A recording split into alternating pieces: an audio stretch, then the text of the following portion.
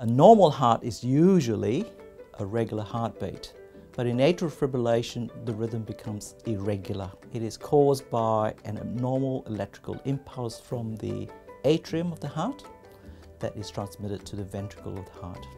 This results in a fast and often irregular beat.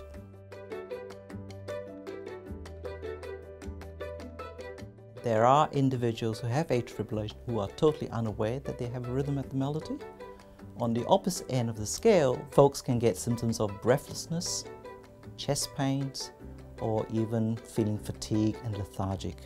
If left untreated, some individuals can develop heart failure and become troubled and symptomatic from it. Atrial fibrillation is a concern because of the increased stroke risk.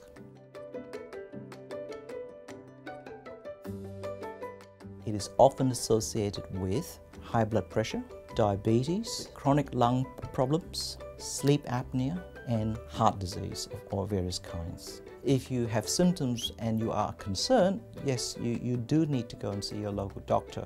And your doctor can diagnose atrial fibrillation by doing what we call an electrocardiogram. All general practice should have an ECG machine, and they should be able to diagnose. Medication can sometimes get the heart rhythm back to normal.